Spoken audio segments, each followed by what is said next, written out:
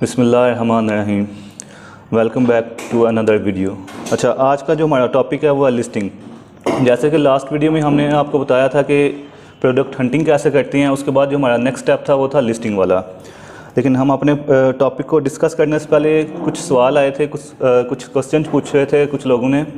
Video के नीचे भी काफ़ी ज़्यादा कमेंट आए थे, वैसे भी हमारी हेल्पलाइन पे काफ़ी सवाल पूछे गए थे कि हमें किस पे ज़्यादा काम करना चाहिए, ईबे की तरफ आना चाहिए या अमेज़ॉन की तरफ। उसके अलावा एक और सवाल पूछा गया था, वो था इन्वेस्टमेंट किस में ज़्यादा होती है, ईबे में आपको ज़्यादा इन्वेस्टमेंट करनी पड़ती है या अमेज़ॉन पे।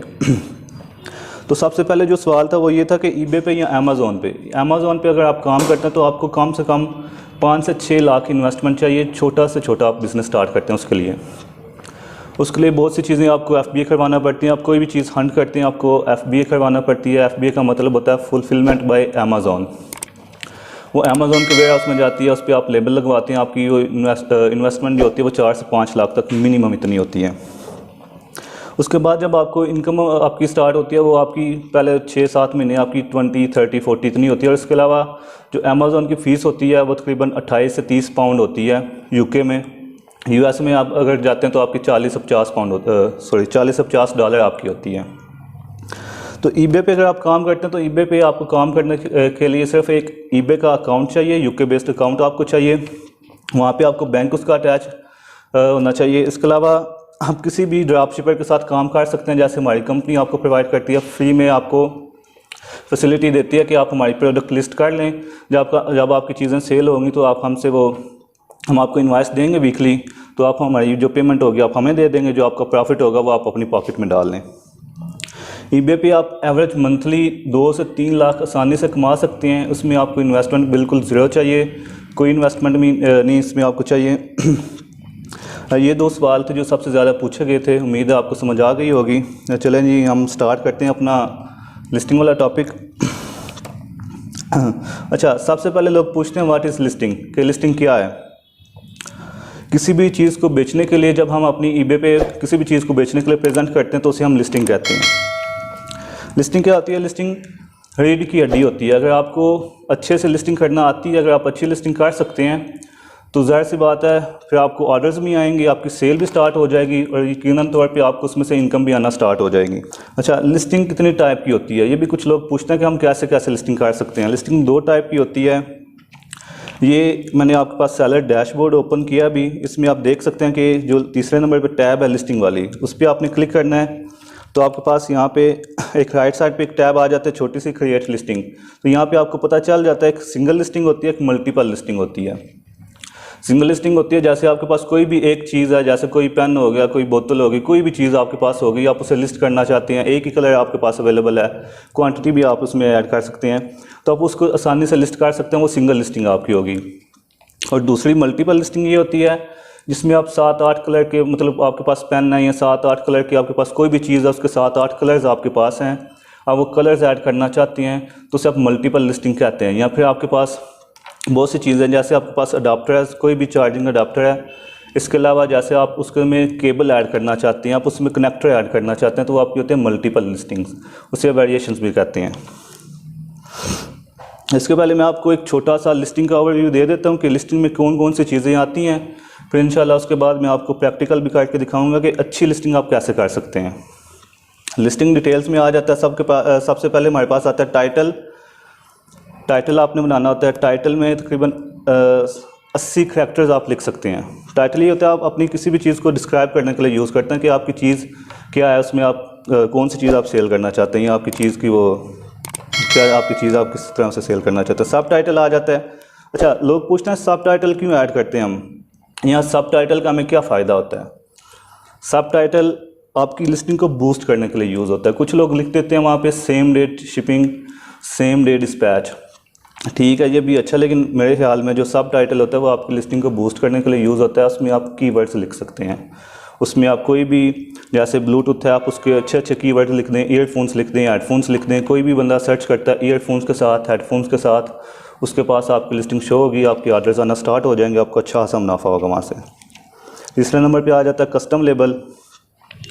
कस्टम लेबल जैसे हमारी कंपनी है उसके पास 500 से 600 प्रोडक्ट हैं, तो जब ज़ाहिर सी बात है टाइटल के साथ जब वो वहाँ पे जो हमारी शिपिंग वाली टीम है जब वो चीज़ें पैक करती है तो उनके पास इतना टाइम नहीं होता कि वो एक एक चीज़ को देख के उसका टाइटल देख के तो उसको आप पैक करके आगे भेजें। तो उसके लिए हमने उसका शॉर्ट एक कोड रखा होता है, निक नेम जिसे आप कह सकते हैं।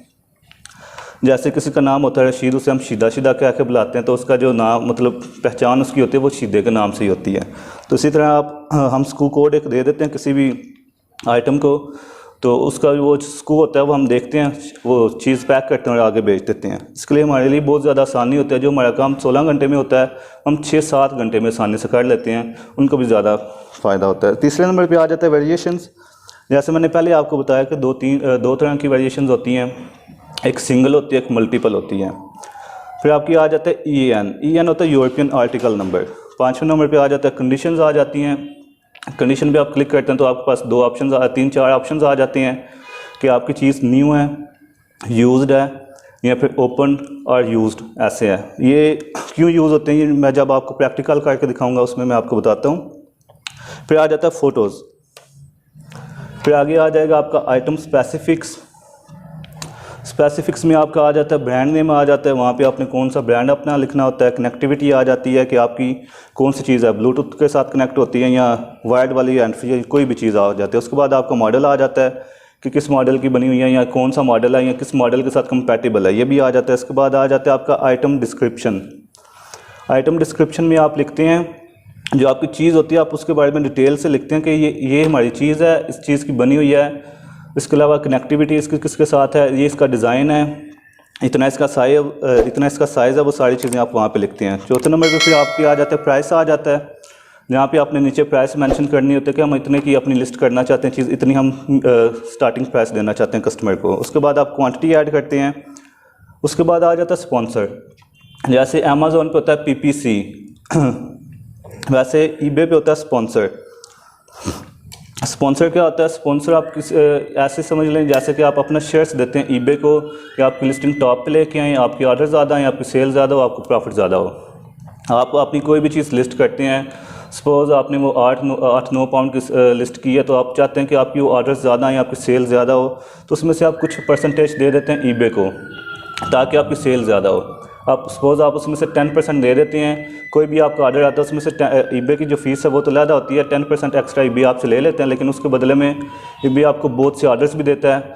अगर आपके 5-7 ऑर्डर्स आते हैं तो आपके वो 20-25 लग जाते हैं, जिसकी बेस पे आपका प्रॉफिट भी बहुत ज़्यादा हो जाता है, आपकी सेल भी ज़्यादा हो जाती है। अच्छा, उसके बाद आता है मल्टी बाय। आप अपने कस्टमर्स को मल्टी बाय डिस्काउंट भी दे सकते हैं। कोई कस्टमर आपसे एक चीज़ लेता है तो अगर आप वहाँ पे ऐड कर देते हैं, अगर आप हमसे 2 परचेज़ करते हैं तो हम आपको उसमें से 10% या 15% आपको डिस्काउंट दे देते हैं। तो इस तरह आपके ऑर्डर्स भी ज़्यादा आ जाते हैं और एक ही कस्टमर आपसे वो 2 चीज़ें ले लेते हैं, आपको शिपिंग का भी फ़ायदा हो जाता है, आपको वहाँ से भी प्रॉफिट आना स्टार्ट हो जाता है। तो आप कोशिश किया करें जब भी आप लिस्टिंग करते हैं तो वहाँ पे मल्टी बाय वाला जो है वो ऐड कर दें। इसके अलावा फ़ीस आ जाती है। लोग ज़्यादातर ये पूछते हैं कि eBay फ़ीस कितनी लेता है लिस्टिंग की, तो eBay की जो फ़ीस होती है वो 0.36 होती है। उसके बाद जब आप ये सारी चीज़ें फिल कर लेते हैं, ये एक फॉर्म ही होता है जो आपने डिटेल्स ऐड करनी होती है, जो आपकी प्रोडक्ट होती है उसकी आपने डिटेल ऐड करनी है और आपने एक फॉर्म को सबमिट कर देना है, तो आपकी लिस्टिंग हो जाती है। अच्छा जी, चले मैं आपको थोड़ा सा प्रैक्टिकल करके दिखाता हूँ कि लिस्टिंग आपने कैसे करनी है। ये मेरे पास एक फॉर्म ओपन है लिस्टिंग का। सबसे पहले ऊपर लिखा हुआ टाइटल में आपने अपनी प्रोडक्ट के बारे में लिखना है कि वो आपकी क्या चीज़ है। उसके बाद नीचे आ जाता है सब टाइटल। यहाँ पे आपको लेफ़्ट साइड पे 2.4 कास्ट लिखी हुई नज़र आ रही है, जो उसकी फ़ीस होती है जो मंथली eBay आपसे चार्ज करता है। सब टाइटल का पहले भी मैंने आपको बताया, ये आपकी लिस्टिंग को, आपकी सेल को बूस्ट करने के लिए यूज़ होता है। उसके बाद नीचे कस्टम लेबल आ जाता है। अच्छा, जब आपने लिस्टिंग करनी है तो सबसे पहले आपने जो टाइटल लिखना है उसमें आपने ध्यान रखना है कि कोई भी ब्रांड का नेम आप वहाँ पे ना लिखें। जैसे एप्पल है, एप्पल की आपके पास कोई भी चीज़ है, जैसे आपकी केबल है या कोई भी ऐसा आपके पास कवर आ जाता है, आप उसमें एप्पल ना लिखें। अगर आप एप्पल यूज़ करते हैं तो वहाँ पे आपको कॉपीराइट मिल जाएगा एप्पल पे। कॉपीराइट क्या आता है वो भी मैं आपको इंशाल्लाह नेक्स्ट स्टेप में बताता हूँ। उसके बाद नीचे क्रिएटिव वेरिएशंस आ जाता है, कैसे वेरिएशंस ऐड करनी है वो भी मैं आपको बता देता हूँ। EN नंबर आ जाता है, वहाँ पे आप लिखें डस नॉट अप्लाई। नीचे फिर पिक्चर्स आ जाती हैं, फ़ोटो आपने ऐड करनी है। आइटम स्पेसिफिक्स आ जाते हैं, वो आपने ऐड करनी है। उसके बाद आइटम डिस्क्रिप्शन आ जाती है। क्वांटिटी, प्राइस, ये चीज़ें आ जाती हैं। अच्छा, मैं आपको सबसे पहले ये बता दूं कि लिस्टिंग जो होती है ये किंग नहीं होती, लेकिन आपको किंग बनाने में सबसे ज़्यादा किरदार इसी का होता है। कोई भी चीज़ है आपकी, जैसे आपके पास ब्लूटूथ है, तो आपने जो उसका टाइटल बनाना है या आपने उसकी लिस्टिंग करनी है, वो कैसे करने में अभी आपको बताता हूँ। आप यहाँ पे सिंपल कीवर्ड के साथ लिखें वायरलेस ब्लूटूथ।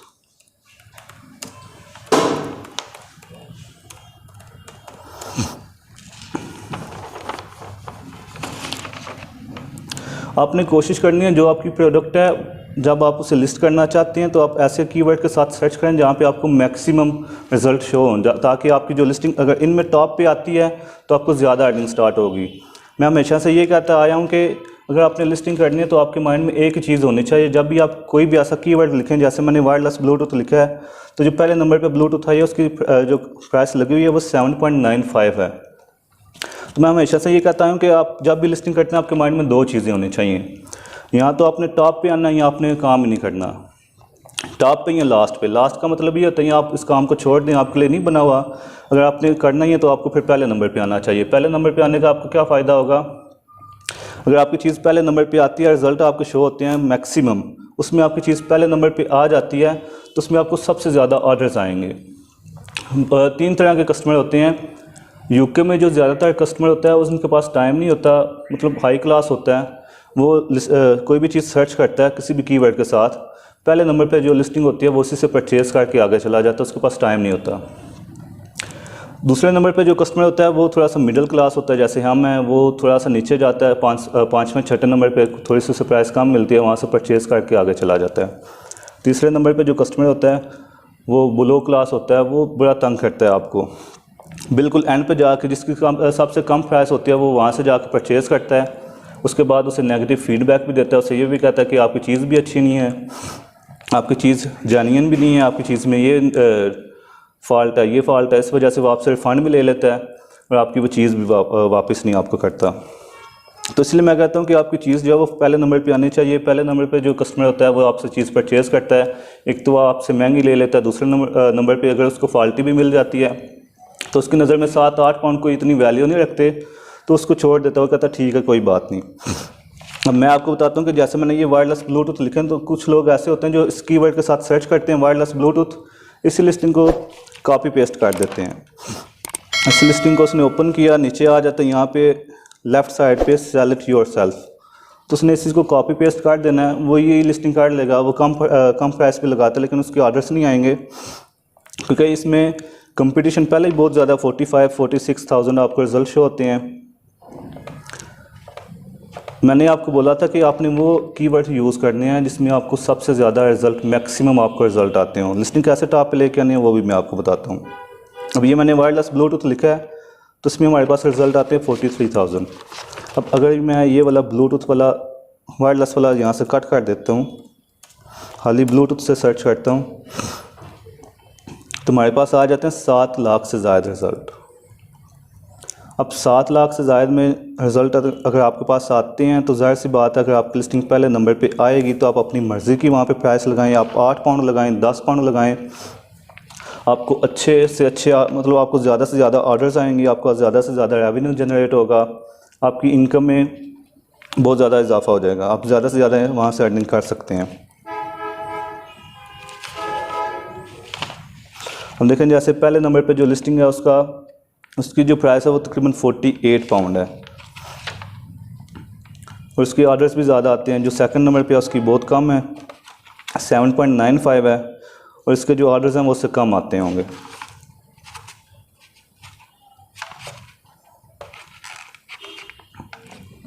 अच्छा, ये तो हो गया कि आपने लिस्टिंग कैसे करनी है, कैसे आपने कीवर्ड के साथ सर्च करना है, कैसे फिर आपने उसमें सब टाइटल ऐड करना है, कैसे आपका रेवेन्यू ज़्यादा हो सकता है या कौन सी लिस्टिंग का रेवेन्यू सबसे ज़्यादा होता है। एक तो ये आपके पास हो गया।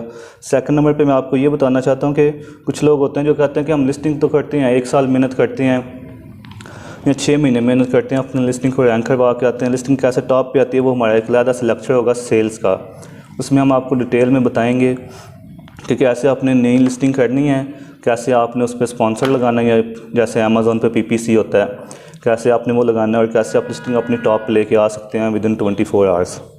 और कैसे आप ज़्यादा अर्निंग कर सकते हैं, वो इंशाल्लाह हमारा एक अलग लेक्चर होगा। हम अपने पेड लेक्चर्स में भी वो आपको चीज़ें सिखाएंगे। अच्छा, इसके अलावा जो सबसे ज़्यादा बात होती है, वो जो सबसे ज़्यादा क्वेश्चन पूछे जाते हैं वो ये होते हैं कि हमने अच्छी से अच्छी लिस्टिंग की है, 2 महीने हमने उस पर मेहनत की है, लेकिन 2 महीने बाद उस पर कोई भी डिज़ाइन जैसे वो कॉपीराइट आ जाता है, हमारी लिस्टिंग रिमूव हो जाती है, या एक लिस्टिंग हमारी चल रही होती है जिससे हमें अच्छी खासी अर्निंग होती है, लेकिन वो लिस्टिंग रिमूव क्यों हो जाती है हमारी। तो मैं आज आपको बताता हूँ कि आपकी लिस्टिंग जो है वो रिमूव क्यों होती है।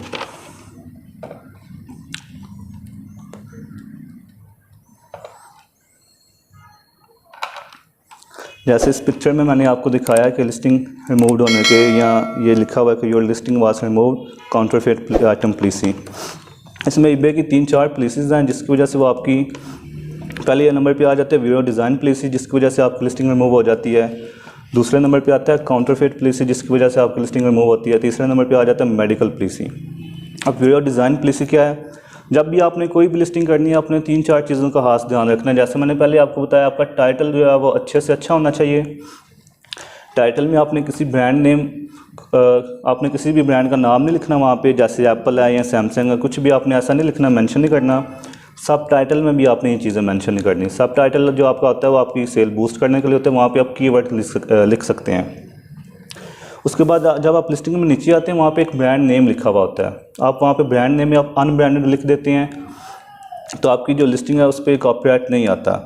इसके अलावा जो आपकी पिक्चर्स होती हैं, आपने कोशिश करनी है वो सिंपल हो, उनका जो बैकग्राउंड है वो बिल्कुल वाइट हो, उस पर कॉपीराइट नहीं आता। इसके अलावा जब भी आप किसी भी सेलर की आप पिक्चर्स कॉपी करते हैं, आपकी सेम प्रोडक्ट है, आपको लिस्ट करना चाहते हैं, आप उसकी कॉपी करते हैं, तो आप देखें कि उस पर कोई वाटर मार्क तो नहीं लिखा हुआ है।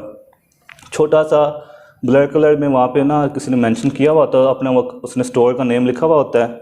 तो आप कोशिश करें कि आप किसी का भी वाटर मार्क वाली पिक्चर ना लें, आप अपनी पिक्चर, अपनी प्रोडक्ट की आप अपनी सिंपल सी पिक्चर बनाएं, उसका बैकग्राउंड बिल्कुल वाइट हो, तो आप वो यूज़ करें। इसके अलावा जब आपकी आइटम डिस्क्रिप्शन आ जाती है, तो उसमें आपने साफ साफ मेंशन करना है कि ये हमारी चीज़ है। आपका जो टाइटल है, टाइटल, पिक्चर और आपकी डिस्क्रिप्शन वो मैच करनी चाहिए।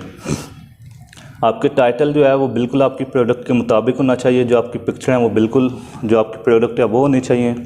इसके अलावा जो आपकी डिस्क्रिप्शन है उसमें आपने अच्छे से मेंशन करना है कि इसकी जो कनेक्टिविटी है वो लाइटनिंग है, टाइप सी है, या किसके साथ ये चार्ज होता है। आपने उसका वहाँ पे साइज़ लिख देना है, आपने उसकी पूरी डिटेल आपने वहाँ पे लिख देनी है। तो इंशाल्लाह आपकी चीज़ें, आपकी लिस्टिंग पे कॉपीराइट नहीं आएगा। आप बेशक 2-3 साल आप जब तक आपका अकाउंट चलता है आप उसे चलाएँ। और आप कोशिश करें कि आप जब भी प्रोडक्ट हंटिंग करते हैं तो आप अनब्रांडेड चीज़ें हंट करें। जैसे कोई भी छोटी चीज़ हो जाती है अनब्रांडेड है, उसमें कॉपीराइट नहीं आता, किसी ब्रांड की नहीं है, तो वो चीज़ें मंगवाएं। उसके अलावा जो आता है वो आता है काउंटरफेट पॉलिसी। ये वो पॉलिसी है जो आप किसी भी ब्रांड की कॉपी चीज़ें सेल करते हैं। जैसे एप्पल के एयरपॉड्स हैं, वो तकरीबन 150-60 पाउंड के हैं। इसे आप शॉर्टकट कह सकते हैं कि कुछ लोग होते हैं वो तेज़ भागना चाहते हैं। जैसे वो कछुए वाली और खरगोश वाली एग्जांपल तो आपने सुनी होगी कि जो खरगोश होता है वो तेज़ भागता है, मतलब फुल स्पीड से भागता है, लेकिन रास्ते में वो रुक जाता है। लेकिन जो कछुआ होता है वो आहिस्ता आहिस्ता चलता रहता है, लेकिन एक दिन अपनी मंजिल पे पहुंच जाता है। तो ये कॉपीराइट पॉलिसी भी ईबे की यही है। जो लोग तेज़ भागना चाहते हैं वो काउंटरफेट वाली रेप्लिका चीज़ें मंगवाते हैं, किसी भी सप्लायर से मंगवा लेते हैं, जिनकी उनको कॉस्ट कम पड़ते हैं, किसी भी ब्रांड की मंगवा लेते हैं, उनको कॉस्ट कम पड़ती है। जो ब्रांड की 140 पाउंड की सेल होती है वो 20-20 पाउंड की सेल करते हैं, उनको कॉस्ट 5-6 पाउंड पड़ती है। वो जब तक एप्पल की नज़र में नहीं आता या ईबे वालों की नज़र में नहीं आता वो तब तक चलती रहती है उनकी। लेकिन जब एक दफ़ा एप्पल वाले देख लेते हैं तो उस पर कॉपीराइट आ जाता है रेप्लिका की वजह से, जिसकी वजह से आपका अकाउंट 3-4 दिन के लिए रिस्ट्रिक्ट हो जाता है। उसके बाद जब आपका दोबारा वो चीज़ लिस्ट करते हैं 7 दिन के लिए आपके अकाउंट पे रिस्ट्रिक्शन लगती है। उसके बाद जब दोबारा आपकी अकाउंट पे कॉपीराइट आता है फिर आपको 10 दिन के लिए वहाँ पे आपकी रिस्ट्रिक्शन लग जाती है। जब आपका 5-6 दफ़ा इसी एक ही लिस्टिंग पे कॉपीराइट आता है फिर आपका अकाउंट भी सस्पेंड हो सकता है। आप कभी भी आप अपनी मंजिल तक नहीं पहुँच सकते। अगर आप छोटी चीज़ें मंगाते हैं, अनब्रांडेड मंगवाते हैं, तो फिर वही मिसाल है कछुए वाली कि आप आहिस्ता आहिस्ता चलेंगे, लेकिन इंशाल्लाह जो आप करना चाहते हैं, जो आप अपनी अचीवमेंट हासिल करना चाहते हैं इस फील्ड में, वो इंशाल्लाह आप ज़रूर हासिल कर सकते हैं। तीसरे नंबर पर इनकी नई पॉलिसी आई है जो बहुत से लोगों को अभी पता नहीं होगी। रिसेंटली ये ईबे वालों ने अपनी पॉलिसी में ऐड किया कि मेडिकल पॉलिसी। अगर आप कोई भी मेडिकल की चीज़ या ब्यूटी की चीज़ आप ऐड करते हैं तो वहाँ पे आपको एक सर्टिफिकेट लेना पड़ता है वो अगर आप ईबे वालों को दिखाते हैं तो वो आप अपनी चीज़ लिस्ट कर सकते हैं। अच्छा जी, ये थी ईबे की कॉपीराइट वाली पॉलिसी जो most commonly video design policy पे ही आती है, काउंटरफिट पॉलिसी पे ही आती है, ज़्यादातर इसी पे आती है। मेडिकल पॉलिसी पे आपको बहुत कम मिलती है। शाज़ो नाज़र किसी एक अकाउंट पे आ जाए, 100 में से एक लिस्टिंग पे आ जाती है, वो बहुत कम आती है। ज़्यादातर अगर आप लिस्टिंग करना चाहते हैं, जैसे मैंने हम लास्ट वीडियो में आपको बताया था, कोशिश करें अगर आप कोई ऐसी चीज़ सेल करना चाहते हैं जिसमें रेवेन्यू आपको ज़्यादा मिलता है या कोई छोटी चीज़ है जो 10-12 पाउंड की सेल होती है, आप कोशिश करें कि आप उसका डिज़ाइन अपना बनवा लें। अब अपना डिज़ाइन बनवाने के बाद उसको ईबे पे अपना डिज़ाइन रजिस्टर्ड करवा लें आप अपना, तो फिर आप उसे हज़ारों की तादाद में बेचें, लाखों की तादाद में बेचें। आप 1 लाख की बजाय 10 लाख पाउंड महीने में कमाएं, वो फिर आप पे डिपेंड करता है। आप जितनी चाहें उसे सेल कर सकते हैं, फिर आपके कॉपीराइट नहीं आता और ऐसे फिर आप अपनी अर्निंग डबल भी कर सकते हैं। ये था हमारा आज का टॉपिक। उम्मीद करता हूँ आपको समझ आ गई होगी। जहाँ से आपको कोई भी इसमें क्वेश्चन बनता है आप कमेंट कर दें, इंशाल्लाह हम आपके कमेंट का जवाब भी देंगे। आप हमारी हेल्पलाइन पे भी नंबर आपको शो हो रहा होगा, आप उस पर भी रब्ता कर सकते हैं। कोई भी आपका सवाल है, लाजमी नहीं है कि जो लोग हमारे साथ काम करते हैं या जो लोग नई लिस्टिंग करना चाहते हैं वही हमसे कुछ पूछ सकते हैं। आप हमारी हेल्पलाइन पर रब्ता कर दें। आपको कोई भी किसी भी किस्म का इशू बनता है, आप ईबे पे काम कर रहे हैं 3-4 साल से, आपकी सेल नहीं ज़्यादा होती, आपको वहाँ से रेवेन्यू आपका ज़्यादा नहीं होता, कोई भी आपका इशू वहाँ पे बनता तो आप हमसे कांटेक्ट कर सकते हैं। और यहाँ पे एक बात करना चाहता हूँ कि सबसे पहले तो माज़रत, हमने कल वीडियो अपलोड नहीं की, उसकी कुछ रीज़न्स थी, लेकिन मैं उन लोगों के लिए एक नई चीज़ लेके आया हूँ। मैं कोशिश करता हूँ कि वो आपको सिखाऊँ आज, और उससे उन लोगों को काफ़ी ज़्यादा हेल्प होगी। और जैसे मैंने आपको बताया कि जैसे एक चीज़ है आपके पास, आप उसके 10 से 15 टाइटल बनाएं। जैसे आपके पास ईयरबड्स हैं तो आप उसको एक टाइटल के साथ सेल ना करें, आप उसको 10-15 टाइटल बना लें। आप देखें उसकी कंपैटिबिलिटी क्या है, वो किस फ़ोन के साथ कनेक्ट हो सकते हैं। अगर वो सैमसंग के साथ कनेक्ट होते हैं तो आप उसको सैमसंग के साथ मॉडल्स के साथ लिस्ट कर दें। उसकी आप 10 से 15 लिस्टिंग कर सकते हैं आसानी से।